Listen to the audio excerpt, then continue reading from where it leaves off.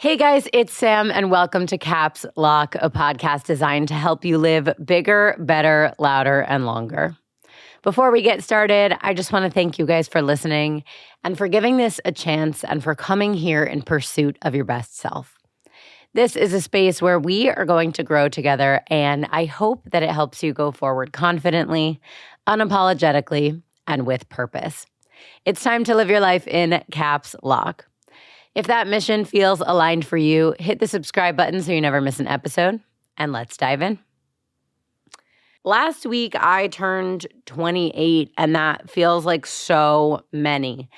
And there's all this talk lately about kind of embracing your age and, like your 30s are going to be the best time of your life until your 40s, and then your 40s are the best. And I really believe all of that. I think if you're living a fulfilling life and you're living your purpose and you're spending your time with your people and how you choose to live it, then I think any age can be the best age of your life, right? But something about this year felt like just a really big growing year. I learned a lot and I accomplished a lot, and I also had some setbacks and I faced some challenges for the first time ever that are brand new.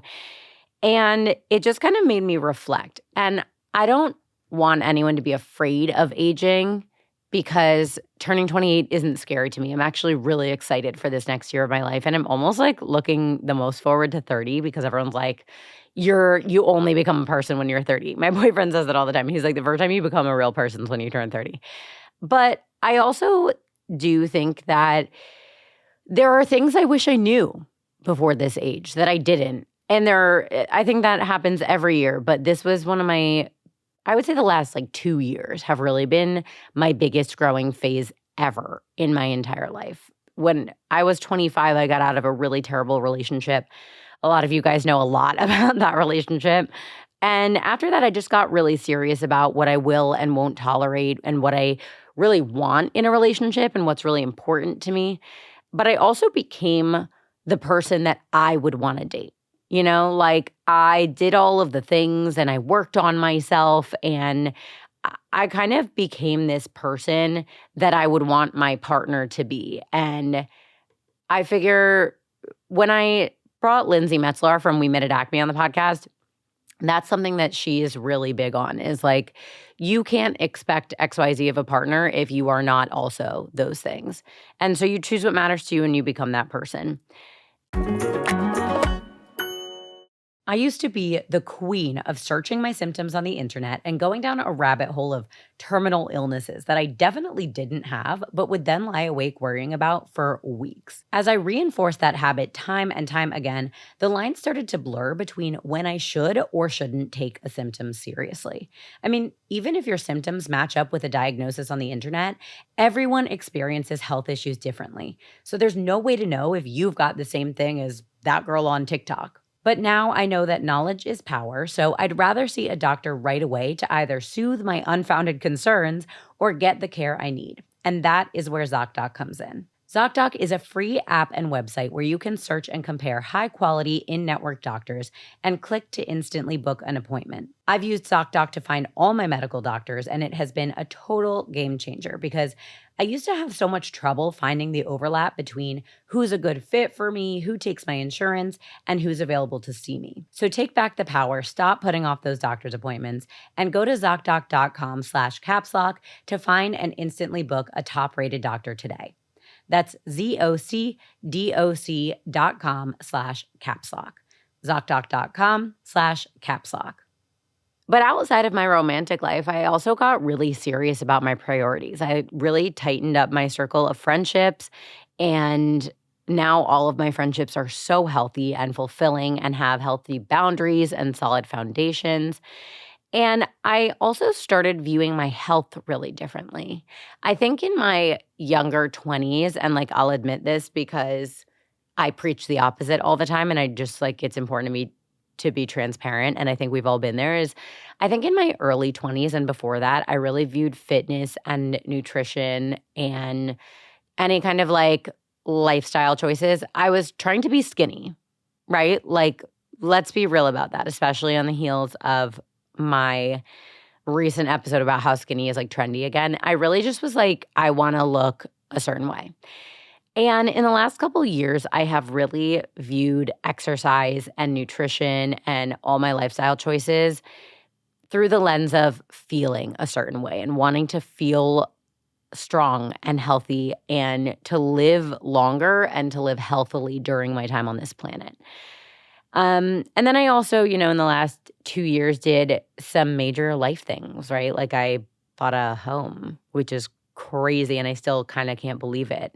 That was a year ago now, and I'm still renovating it and kind of like finishing it up. I'm going to replace my kitchen, and I installed air conditioning, and we're getting it painted. And once all that kind of big stuff is done, I can really finish decorating it. And this is my first home. Like it's really the first place that is entirely my corner of the world. And before that, I was renting and living with roommates and all this stuff. And it just feels so different when you know that there is a place in the world that belongs 100% to you, that it's always safe and it is always just yours. And it makes me feel really grounded. And so I'm really proud of that and really excited about what's to come with that. But that was like kind of one of my major life accomplishments.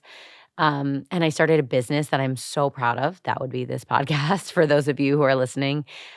You are the reason I do it, but also it is really rewarding and fulfilling for me. And so it's something I'm really grateful to have been able to do and to begin this year. And I fell in love. And this is by far the healthiest and happiest relationship I've had in my life. And it feels like the real thing. And so I just am not coming off of, because I feel like I'm still in it, but like this last 2 years has been the beginning of so much in my life. And I just remember when I was in my early 20s looking at people who are my age now, being like, oh my God, I don't want to be in my late 20s. Like, what a gross, like, cringe thing to be. I was always like, your early 20s are so sexy and free, and like, you can do whatever you want and make mistakes. And now I'm kind of looking at it and I'm like, you can still do all of those things. Like, I can do all of those things, but be a better and more evolved and more grounded version of myself. And what a cool thing to approach it from that place. So it's just been a really big and busy couple of years. And obviously, I still have a super long way to go, but I just made some leaps and bounds that I'm really proud of. And recently, I did an AMA on Instagram, and almost every time I do that, you guys reach out. I think particularly some of you who are a couple years younger than me, but also sometimes those of you who are my same age or a little bit older, and you ask me the same question, which I always find really interesting, which is, what do you wish you knew, like going into this age or going into your 20s, that you know now? I took a minute to myself on my 28th birthday last week to just reflect on some of those lessons that I've learned over the years. Some are big and some are small or silly. And all of them are things that I would have wanted a big sister to give me a heads up about, to be like, hey, like sit me down and be like, let's be so real right now. Some of them, ironically, people in my life did give me a heads up about, right? Like, I don't have a big sister, but I'm super close with my mom. We're best friends. And I've always kind of had friendships where we felt like sisters. And obviously, I also have the internet where like everyone's your big sister. But some things you really do just have to figure out for yourself. And no matter how many times you hear them from someone else, it doesn't really register until you've lived it and experienced it on your own. And then you're like heavy existential sighing into the ether, like, damn, I get it now. And I wish I could have figured that out earlier, but you just have to live it, right? So honestly, some of these lessons are like that. And I'm going to tell you them anyway because it can't hurt. And if it makes even one girl dump their situationship, then it was totally worth it. But anyway, that's what we're doing today. Here are 28 lessons I've learned by age 28. I would be thrilled if you shared this with someone in your life or if you found Caps Lock on social or even on your listening platform of choice like Spotify, and left a comment with a lesson that you would add to my list, because one of the most beautiful things about this podcast is we are constantly learning from each other, right? Like I hear from you guys all the time about your personal relationships to the topics that I talk about on this show. A lot of my topics come from you guys. I'm always learning from you, and a lot of you share that you're always learning from the show. So there's always room for that, and I would really love to hear from you, like what you would add to this list. So share this episode with the women and girls in your life and leave me a comment if you feel like there's something that you learned that would 100% be on your list that I didn't talk about. So let's do it. The first one is that everything is temporary and your life can change completely in a matter of weeks, for better or worse. And that sounds kind of silly and like a trope, but it's totally true. You could quit your job and find a new one. You could get to the gym and change your eating habits and literally change your life in a matter of like 3 weeks. You can get out of your unhealthy relationship and find your spark again. You could meet your soulmate tomorrow and you could lose someone you care about today, right? For better or worse, time will always move at the same pace. It will never go slower or faster than it is right now, even if sometimes it feels like it does. And I always say this, like the time is going to pass no matter what. So if you feel out of control in your life and you want to be empowered, you can take that time to do something about it. 3 weeks from now, 3 weeks will have gone by. And you could either do something to change your life in those 3 weeks or not. If you're hurting and you feel like it's never going to end, guess what? It will. It will end. If you're in the happiest time of your life and you never want it to end, unfortunately, it will.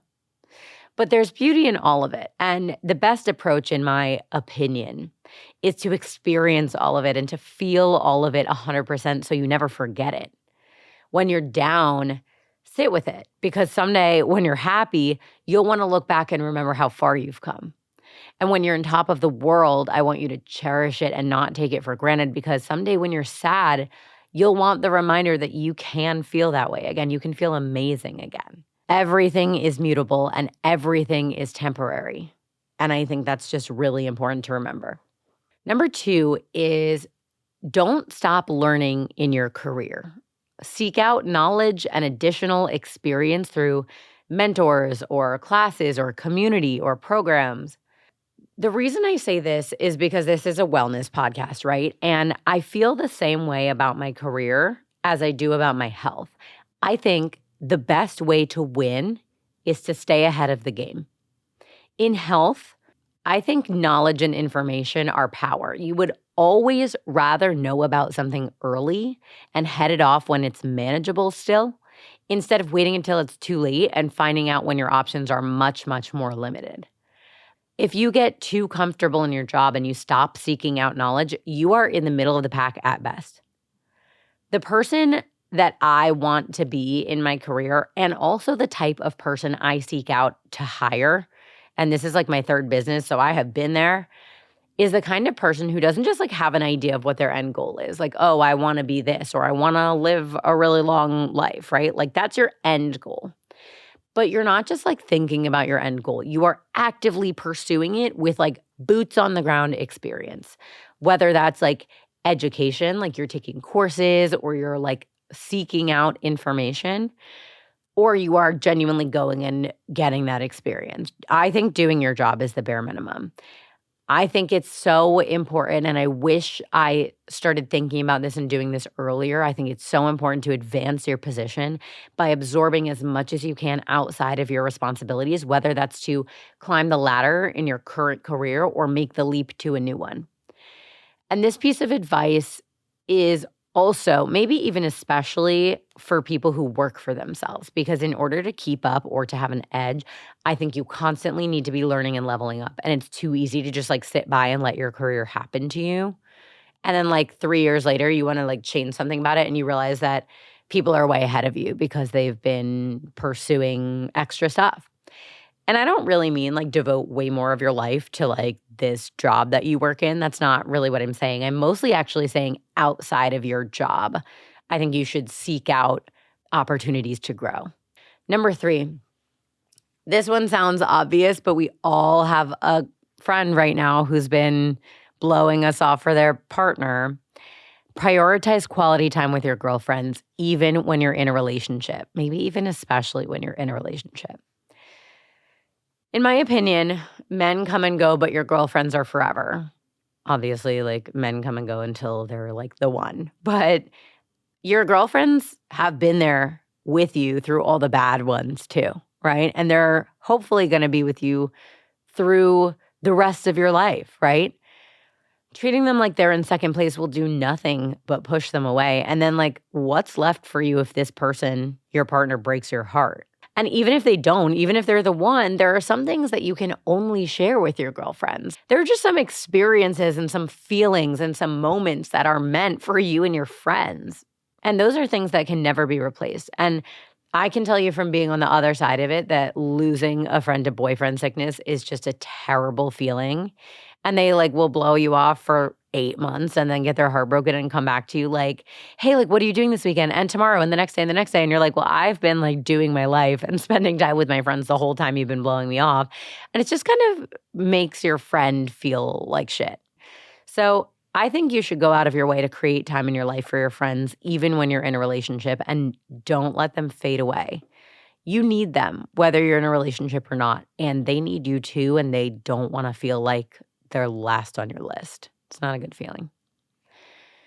Number 4, if you're confused, he doesn't like you. Another trope, I know, but it's true. I've been in many situationships that left me wondering what he was thinking or what he was feeling. I would analyze texts with my closest friends and worry about whether he was going to call or like what he was doing when he was out of my sight. Oh my God, it makes me sick just to like think that I felt that way. I just remember I wouldn't know if he was going to acknowledge Valentine's Day or like do anything for my birthday or if he would post me on Instagram. I was always like rehearsing difficult conversations in my head a million times before having them because I had no idea how he was going to react. And like I kind of knew he was going to react badly, right? But with my boyfriend now, I have never once been confused. I know exactly how he feels about me. I'm confident sharing my feelings with him. I know that every ounce of effort and energy I put into our relationship will be reciprocated. I know he's proud of me and wants me to be a part of his world and wants to be a part of mine. Everything is crystal clear. If you're confused, then he doesn't care about how you feel or what you want. If you are confused, he doesn't like you. If you are confused, get out.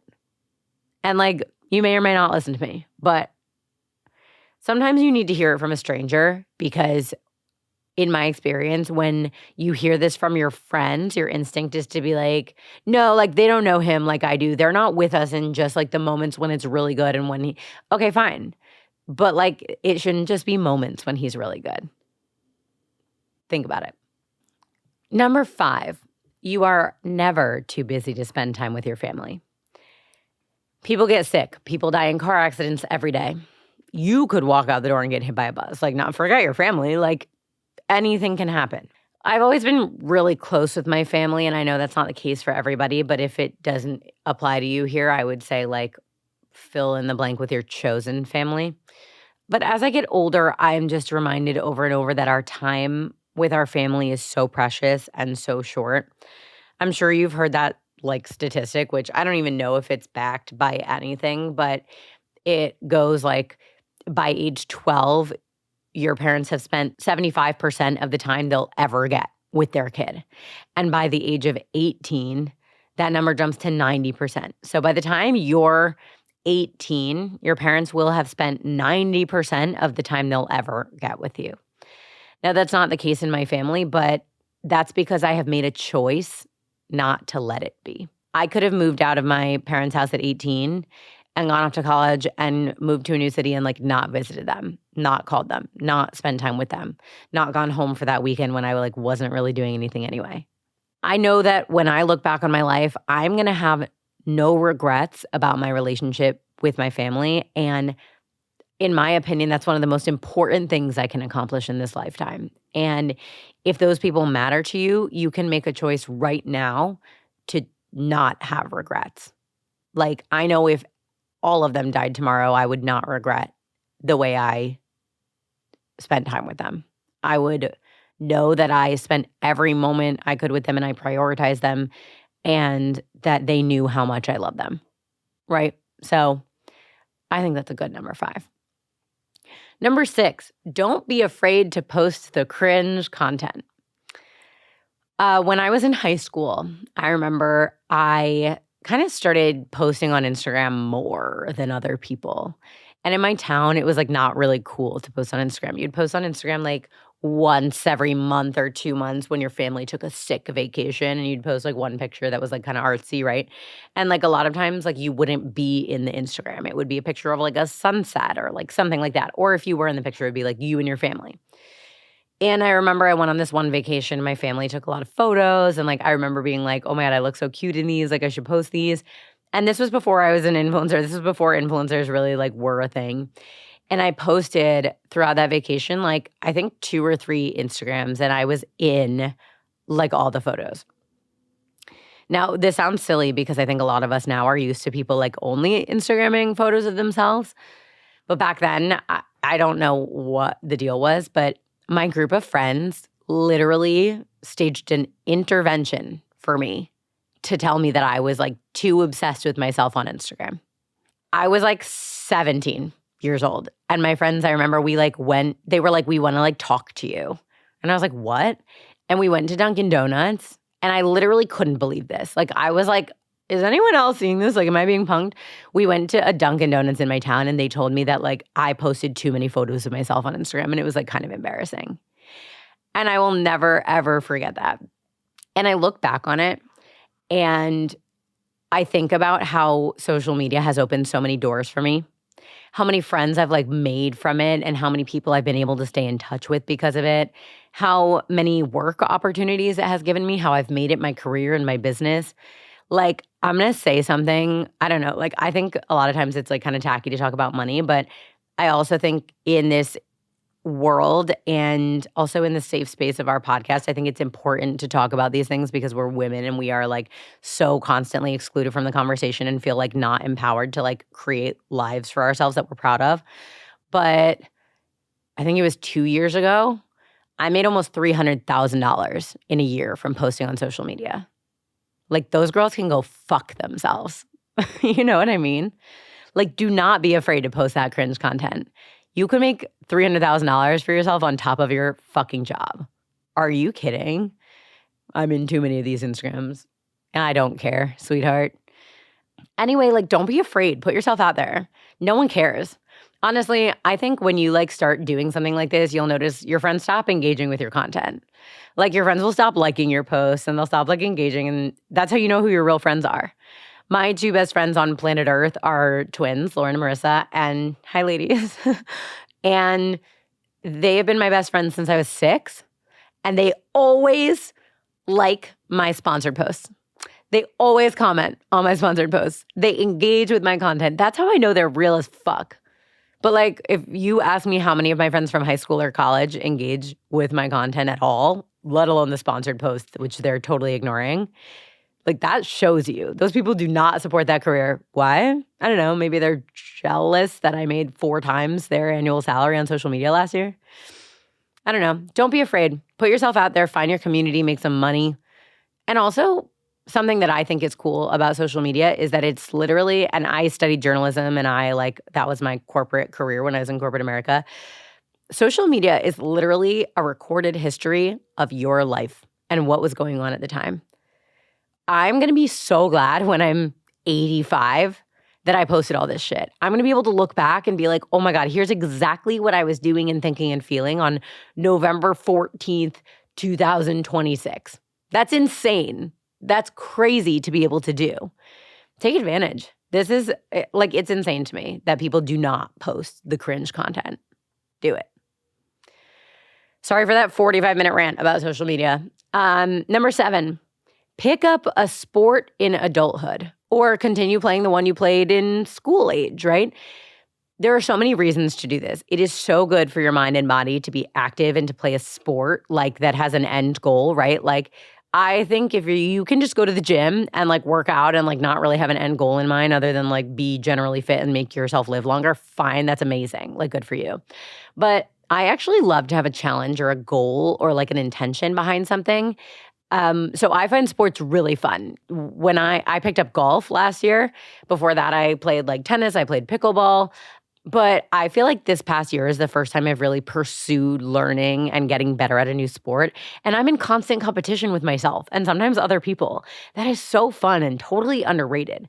It's also a great way to make friends and get outside and like breathe fresh air. I mean, I know there's a lot of pesticides on the golf course, but like let me live, right?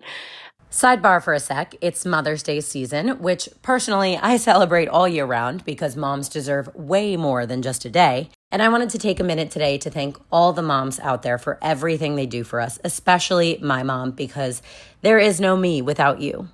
Function Health just released a book called Long Live Moms as a reminder that moms need to take care of themselves too. I really loved this excerpt from the book, so I'm just going to read you a quick piece of it. Moms know sacrifice, love stitched tight. They toil, the grit, the sleepless nights. They hold the world yet stand unseen, the quiet force in between. The keepers of the scraped up knees, the magic hands that calm the seas. But wise are moms who pause, who see that caring starts with caring for me. A body strong, a breath drawn deep, a heart that beats, a soul to keep. The years move fast, yet love remains, a bond unbroken, thread through veins. So long live the ones who teach us how to love ourselves, to live well now. Long live the hearts, the wisdom, the care. Long live moms everywhere. If you are a mom or have a mother figure in your life, I'm sure this poem resonates. I feel like it's such a powerful reflection of the sacrifices a mother makes and the love and joy they bring into the world. I literally had to record this twice because I got choked up reading it the first time. If you don't know Function Health, it's an all-in-one health platform that helps you take control of your health through data. Instead of guessing what's happening inside your body, Function helps you know for sure, providing access to 100+ advanced lab tests. These tests include insights into thyroid function, hormones, liver health, heart health, autoimmunity, kidney function, nutrient levels, heavy metal toxicity, immune system, electrolytes, and more. With Function, your first set of tests helps establish a baseline of your health, giving you a starting point to compare future tests against. This makes it easy to spot changes, even subtle ones, and address them proactively. For all my moms out there, Function Health is the best way to care for you so you can continue to care for them. Get Function Health's Long Live Moms book for free at functionhealth.com/capslock and learn more about how Function Health can help you take better care of you. That's functionhealth.com/capslock. And also, I am really of the belief system that people with hobbies are cooler. Like if we go to dinner and I'm meeting you and you're like a new friend of mine and like all you can talk about is work and like, what do you like to do? I like to like hang out, spend time with my friends and family. Cool. That doesn't make you unique. If you say, I like to travel, I like to spend time with my friends and family, and I'm into like fitness and you can't elaborate on fitness, like it's just like you go to the gym a couple times a week, I'm not interested. I want to hear something that like tells me a story about who you are as a person. So I think a sport is a really, really good hobby to have for many, many reasons. Number 8, read books. It is embarrassing not to read books. If I say to you, what's the last thing you read? And you're like, oh my God, I don't know. Please, come on. That's so embarrassing. Come on. Okay, reading books, fiction or nonfiction, whatever you choose. It increases your empathy. It expands your worldview. It teaches you something. It improves your vocabulary. It makes you the most interesting person in the room if you are the most well-read person in the room at any given moment. Bonus points, because some books will literally change your life and you will not be able to shut up about them. And then you'll recommend them to people and you'll like let people borrow them. And then you can like connect over something meaningful. That's so cool. I challenge you, if you are one of those people who's like, oh my God, I can't remember the last time I read a book, pick one up this week. I don't care how long it takes you to read it. If you are reading a book currently, I think you are a cooler person than someone who is not reading a book currently. And that reminds me, I finished one a couple weeks ago, and I really need to get started on the one that's on my bedside table. Number 9, $100+ for a manicure is fucking ridiculous. This is the biggest waste of money ever. All the rich old ladies who we want to be like old money, classy, timeless, elegant, cool.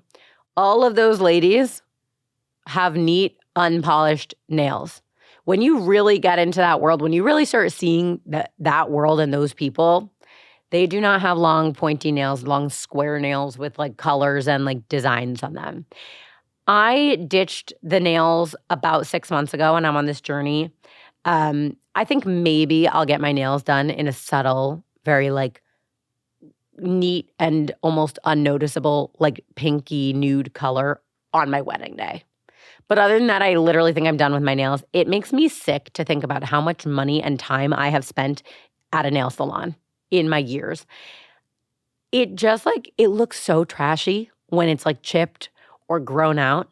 And also you can spend that money in so many other ways. Like it's definitely an adjustment at first, I will say. Like sometimes I look at other girls with long nails and I'm like, oh my God, do I have weird baby hands? Do I hate them? But I'm probably 6 months in, and I am so glad I have made this switch, and I highly recommend it. If you are trying to save money, make it the very first thing you do. If you're trying to detox your life, make it the very first thing you do. If you're trying to get some more time to either spend with yourself alone or with your partner or doing something to better yourself, first thing you do, ditch the nails. I don't know. I feel like people don't talk about that enough, but the last time I got a manicure was in March, where I got polish. And there's literally a ridge on my nail that you can see where it's a little bit discolored, and there's a little bit of a dent there from getting gel manicure. And it's, what month is it right now? June. It's June right now. We're 3 months later, and it's almost gone, but still not all the way gone. And I'm like, that can't be good, So save money, detox your life, get time back to yourself. Stop spending $1 million on manicures. This is ridiculous. I don't know why we ever did that. Number 10, nobody's talking about the way you acted last night after one too many drinks. Now, we'll talk more about alcohol later, but everybody's too busy right now worrying about themselves. They also have anxiety. They also said something that they thought was embarrassing last night. They also flirted a little too hard with that person, or said something that was on their mind that they wouldn't normally say in polite company, right? This is a huge part of why I stopped drinking. It literally makes all of us crazy and self-obsessed, and we feel so stupid and so embarrassed. Nobody's talking about it. Nobody's thinking about it because they're so worried about themselves. And also, even if they are talking or thinking about it, the only conversations I've ever had about someone else when they were drunk are A, if they did something literally insane and borderline illegal, or if it's ugh, she probably feels so embarrassed about that. That sucks. But we've all been there. That's the whole conversation. You know what I mean? So also, and then you don't remember it. The people, if anyone says anything or thinks anything about it, they don't remember it 2 days later because they're wrapped up in their own fucking lives. Do not waste any more of your time feeling anxious about how you acted when you were drunk. Don't. Number 11, your spray tan looks terrible by day 3. It looks so embarrassing. Use a light, gradual self-tanner at home instead of going for that ultra dark airbrush, right? Or if you are going to get the spray tan, the airbrush spray tan, do not do the ultra dark that is not your skin color, right? Sam, are you okay? I spent so many years of my life getting sprayed to the point where if that were a real tan, I'd have skin cancer. That is insane. That's not the color of your skin. And sometimes I still make this mistake when I'm going on a tropical vacation and I know everyone else is going to get a sick tan. And my skin just doesn't turn that color in the sun. It's just not how I'm biologically made. And every time I get that really dark spray tan, I'm reminded what a huge mistake it is because I have it's crackling off. It's so uneven. My fingers look so bizarre. My knuckles are black and then the rest of my hand is white where it rubbed off. Forget, don't even talk to me about what my feet look like with a dark spray tan. That is so embarrassing. I am at an age where I realize that looks so cheap and trashy and Jersey Shore of me. Ew. And I can't believe I was 26, 27 years old before I realized this. I would so much rather have a very light, subtle, natural-looking glow that looks like it could have come from the fucking sun than like trying to be a different race. Please relax. Like this is so bad. And I can't believe how many of us do this. Like I see so many of those videos that's like, I can't like, LOL, I'm insane because I think this, and it's like a fucked up spray tan, looks better than my natural skin color. It doesn't. It doesn't. Stop with that. Stop. And I'm so embarrassed at age 28 that I spent so many years of my life getting this insane spray tan. Number 12, everyone else in the world also feels like they're behind and they're also comparing themselves to everyone else. Stop focusing on what everyone else is doing and just worry about yourself. I posted something on my birthday and it was like just like a little recap of like some of the best moments in my year where like I went to Paris to see Taylor Swift with like the best closest people in my life and I fell in love and I bought a home and I've been like decorating it and changing it up, right? Like I had this incredible year that I'm obsessed with. You also had an incredible year. If you wrote down all your accomplishments this year, you'd be so proud of yourself. You'd be so excited and be like, wow, like 12-year-old me would be so proud of this person I've become. And someone commented on it like, Queen, so happy for you, so proud of you, love you. And in the best way, you make me feel so behind in my life. Like you've accomplished so much, you've done so much. Oh my God. I like hadn't responded to any of the comments yet because they were like overwhelming. There were so many of them. And I was like, I can't spend my birthday on social media. But as soon as I saw that comment, I replied to it and I was like, whoa, I feel like I'm so behind, right? Like maybe you think I have like gone leaps and bounds because I bought a house and I fell in love by age 28. Those are amazing things that I'm really proud of myself for, right? I can't believe I've done those things and 12-year-old me would be so proud. But in other ways, I feel like I'm behind. I left corporate America when I was like 23 years old. Do you know how scary that is? Like sometimes I'm like, this career is not sustainable. Probably social media won't be my main source of income forever. It might not even exist, who knows, in a couple of years. And like I've built a huge part of my income on that. Like who knows what podcasts are going to look like in 3 years, 5 years, 20 years. Who knows what my career is going to look like.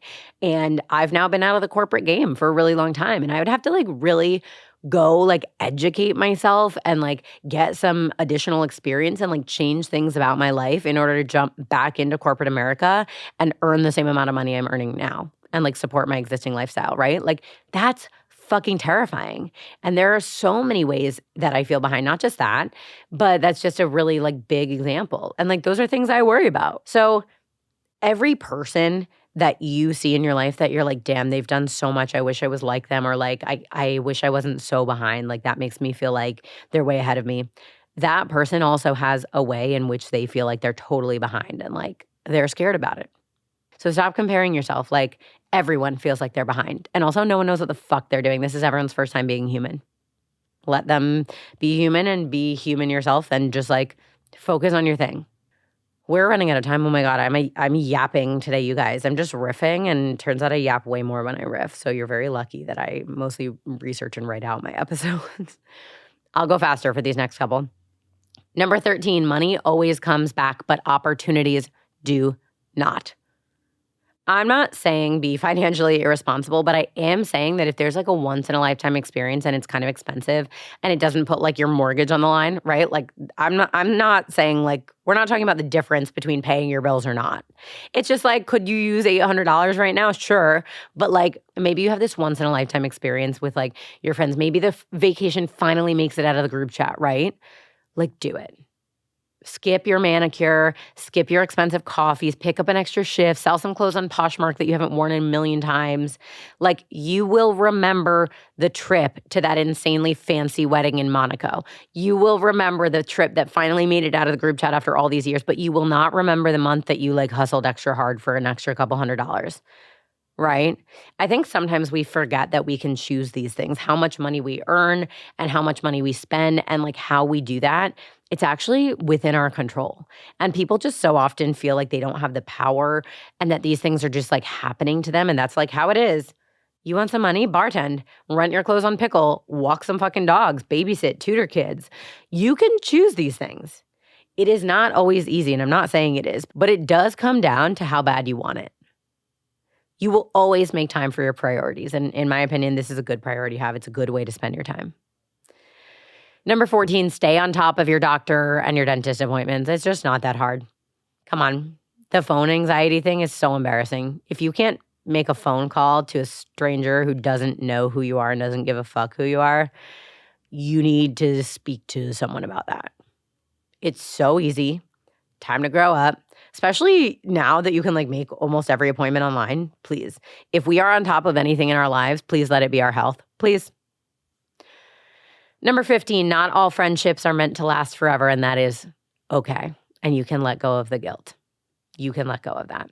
We're going to do an episode on friend breakups. I know I've been promising it to you guys for a long time, but it's just like really hard to write because there are so many thoughts and it's kind of jumbled up. So maybe I'll just do it while it's half-baked. Who knows? Because then it'll be like authentic and raw. But listen, friendship breakups, it can be your fault. It can be the other person's fault. It can be nobody's fault. It can be everybody's fault. It's very nuanced and it depends like on your relationship to that person and like the circumstances surrounding the friend breakup. And sometimes there's like a moment where you break up and sometimes you just drift apart. But I have found that like no matter what, there's always a little bit of guilt around it. Like every friendship that hasn't worked out long-term for me, I have a little bit of like, not all of them actually, honestly, but some of them I have some like guilt around it. And I think we all need to release that. You know the other person also is feeling the same way, right? And like a lot of times, like both of you were kind of stupid or immature or like didn't prioritize each other or whatever it is, right? Some of them it could have been prevented, some of them couldn't have been, but like you don't need all your friends for your entire life. And that's not something to be ashamed of. Like literally, I don't know anybody who's like had all their friends from the age of 6 and then they're just friends forever. Like I think a lot of people have friendships like that. I do, and I'm really happy and like in love with that friendship. Like that's my twins are like my best friends in the world, and I wouldn't trade them for anything. But not every friendship is like that. Some people are just meant to be with you for a time. Number 16, everyone's editing their photos on Instagram. Whether it's a filter or they're making themselves skinnier or they're making their eyes brighter or they're like sharpening it or like what the fuck ever. Everyone is making their lives look better and more beautiful and their bodies and faces look better and more beautiful on Instagram. And also everyone's lying to you about taking Ozempic. They are. And they're just not telling you, or they're like flat out lying to you about it, right? Stop being a victim of comparison. You are comparing yourself to things that are fake and that don't exist. Of course you're going to be unhappy and feel like you're not as good as them. They're making their waist look minuscule on the internet, right? The technology is amazing right now. You don't even know how many people are doing this. Stop comparing yourself. Number 17, 28 is so many, you guys. Stop putting so much pressure on your birthday. Like it's like the same as New Year's Eve. Like if your expectations are really high, you're going to be disappointed. If you want to have an amazing birthday, there are some options, right? Plan it yourself. And if you're going to do that, cover the cost of it. Like we're not making our friends pay for our birthdays. We're adults. Set your partner or your family or your friends up to win. Tell them what you want and be like, can you plan something for me? It would make me feel really special and happy if we like did something and I don't want to plan it myself. Set them up to win. But do not go in blind and expect that someone's going to like throw you a Met Gala. That's crazy. I grew up in a family where we like take birthdays really seriously.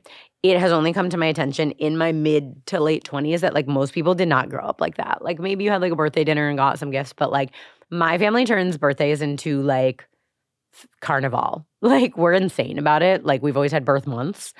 And like most people aren't like that. People are not thinking about your birthday like that.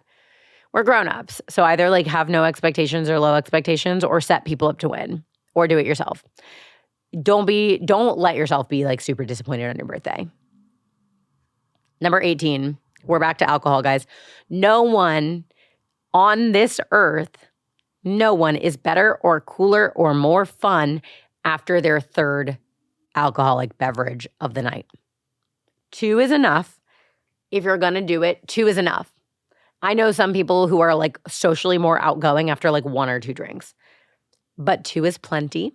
Everyone's worse after their third, and none is best. And so let's go back a little bit because even if people are not talking about the way you acted last night, if it becomes a pattern, then they are talking about it. They are thinking about it and they're talking about it, and you will be known as the person who XYZ, right? And you don't want that. And all that aside, because fuck what other people think, you don't want to be that person. Don't you want to be the best version of yourself possible? Don't you want to be like cool and fun and like think about yourself highly? Don't you want to feel good when you wake up tomorrow morning? Don't you want to feel safe and in control of your body? I'm like starting to not really understand how we get tricked into drinking so much. The further away I am from my drinking life, like the less I get it, you know? Number 19. Am I on 19 already? Yeah. If you find yourself at karaoke, sing at least one song by yourself. It is cool. It is brave. It is fun. It is character building. The person who's like, no, I don't want to sing, like tucking your hair behind your ear, like, oh my God, no, I'm embarrassed. Like, no, I don't want to go. You're embarrassing. That's embarrassing. Come on. Do something outside your comfort zone. This is a great opportunity, a God-given opportunity to do something fun and a little bit scary and challenge yourself. A million times out of a million, the person you have a crush on at the party will come up to you if you sing karaoke, and they will not be impressed or inspired or excited about you if you don't.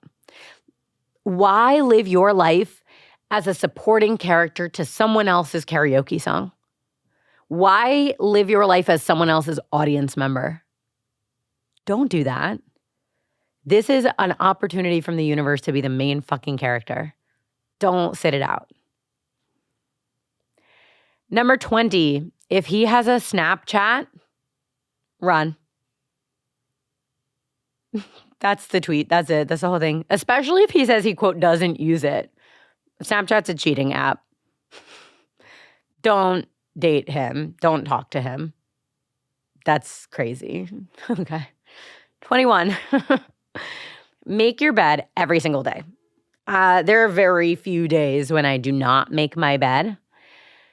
There are a couple of reasons for this. Number one, it's a feeling of accomplishment before anything else. Even if you're not like, whoa, I feel like a champion after you do it. There is a subconscious thing about like you have done something, you've checked something off your list, you have accomplished something before the day even started. And also, if you are like prone to depression, which I can be, which surprises a lot of people because I'm like one of the most positive and exuberant and outgoing people in the world, in the outside world. But like oftentimes it's those people who like have that darkness that kind of threatens to come up. So like check on your really happy friends. But if you are prone to like that, it is a really good way to like not get back in your bed. And that's kind of like sad, but it's true. If you make that bed, it is a lot harder to like unmake it and get in it. I even think if you're going to rot, it's better to do it like on the couch or like somewhere else in your house than to do it in your bed. A lot of like my mental health stuff, if I rot in bed, it makes it way worse. Like I don't think I've ever had a day when I was like, I'm so unmotivated and sad right now and I'm going to rot in bed. And then I like felt better. Right? So there are a lot of reasons I think you should make your bed every day, but those are just like two of them.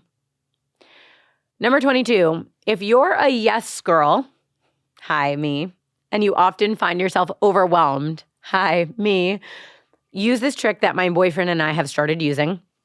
We've just been traveling a lot and we've had a lot of opportunities to travel lately, which is amazing. Like we've been invited on a lot of amazing trips and we have a bunch of different groups of friends who are all very like socially active and like love to make plans together, which is like the greatest gift in life. If you don't have any friends like that, become that friend because I think that's the coolest thing ever. But that said, we are yes people. We love to have very full, busy lives. And as a result, sometimes we overextend ourselves. And so, we kind of had like a sit down after getting really burnt out. And we were like, how do we mitigate this feeling where we're like just burnt out from all of this? We're exhausted. Like we don't even know if we're really having fun on these trips anymore because we're like so tired and stressed about working outside of it, right? And he said something that changed my life, which is what needs to be true for this to be worth it? And now we're using that for all of our decision making for like making plans. Say we get invited on a trip next week and we have like just gotten back from a trip we've been on and we're like a little bit underwater at work and this trip sounds really fun and awesome, but like we're not sure how we're going to feel like once we get there and like once we get home from it. What needs to be true for this to be worth it? So for us to go on this trip, maybe like for us, a lot of times it's like, can we golf on the trip? That's something we love to do together. So like if we can golf on the trip, that's like a strike in the pro column.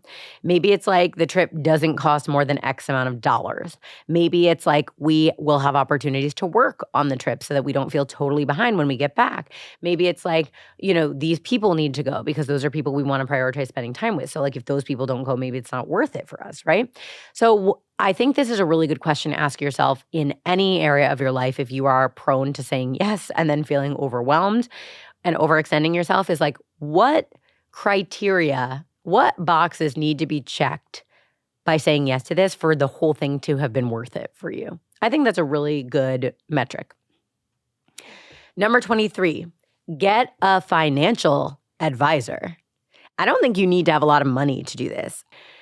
I would say 90% of my friends don't know what they're doing with their money. Like they earn it, they leave it in their bank account, they spend it, maybe they budget it. Some of them maybe save it in like a high yield earning account. I don't even know the right words, so that probably sounded really stupid. Some of them probably have the Acorns app, which I have, which I quite like.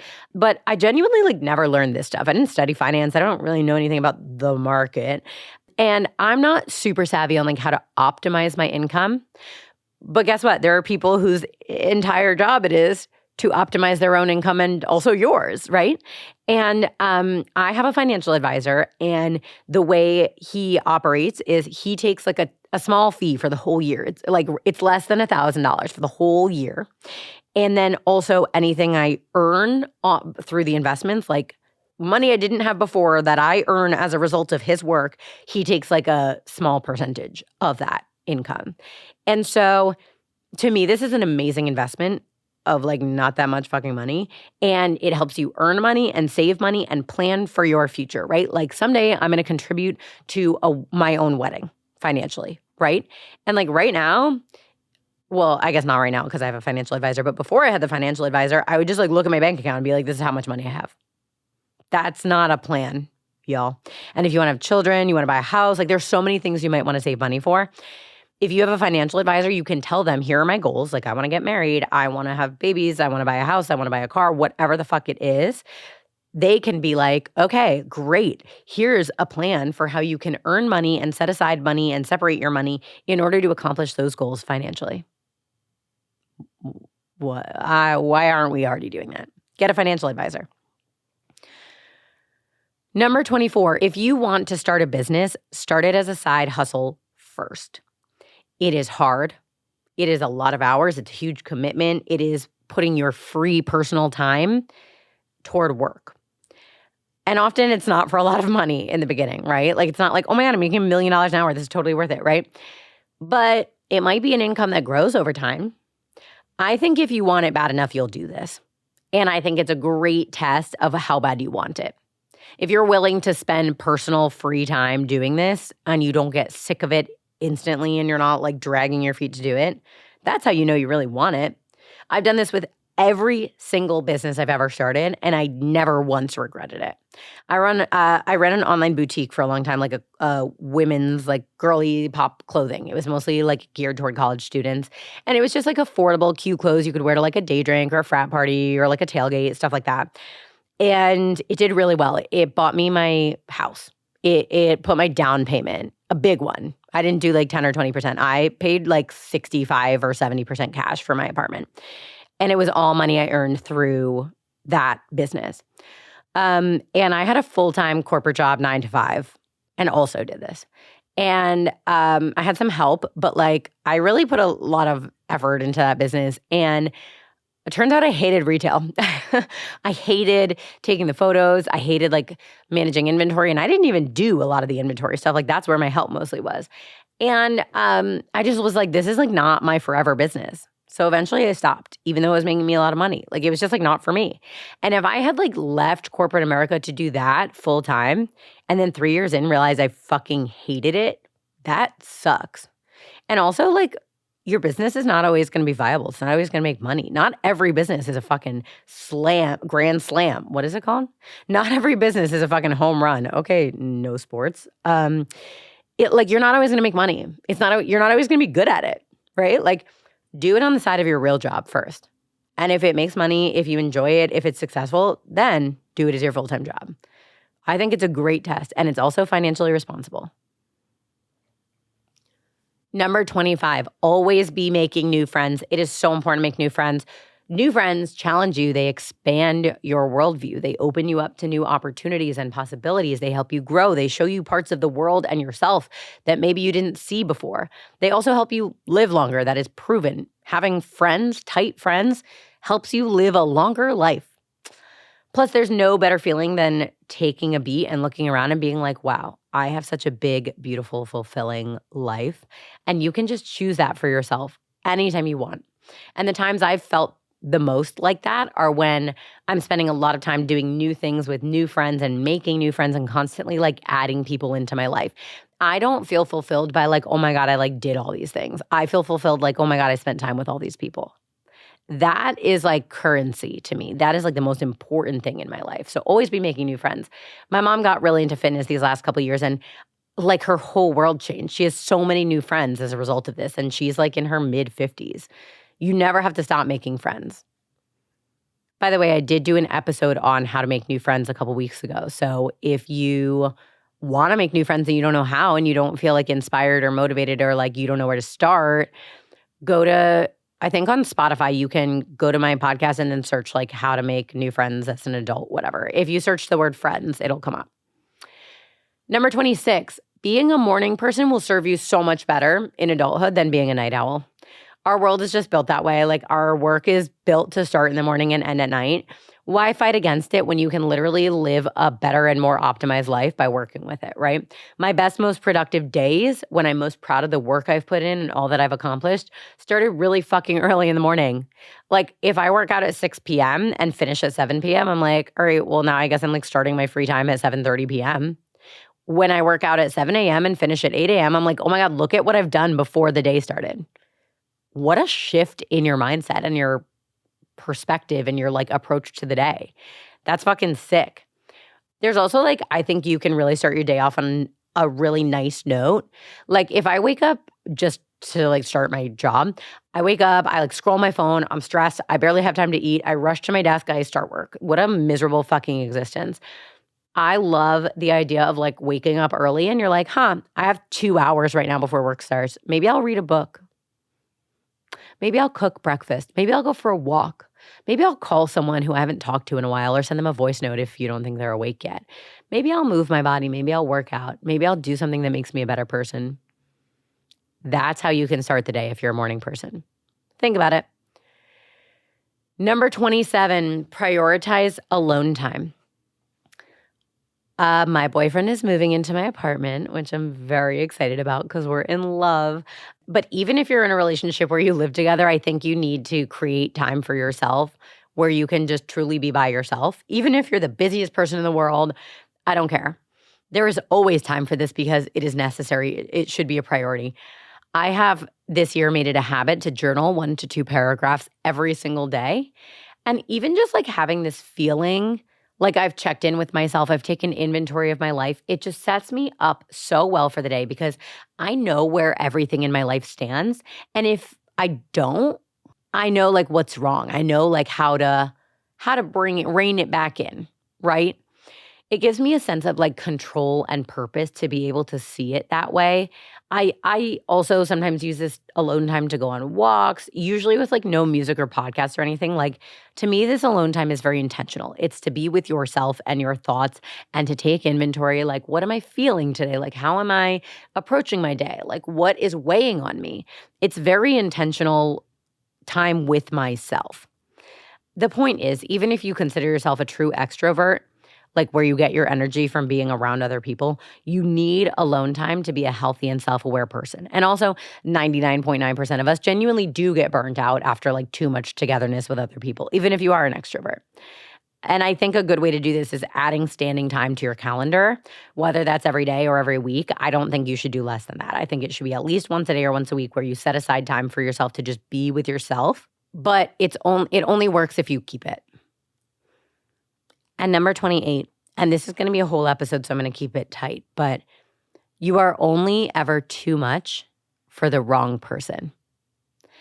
Like, My family never made me feel like I was too much. They like wanted me to always fill a room. They always wanted me to like sing at the top of my lungs and like be a weirdo and like ask for more from people.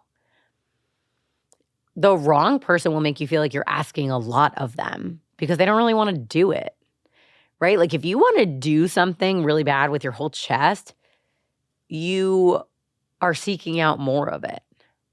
So people who want less from you don't really want to be around you.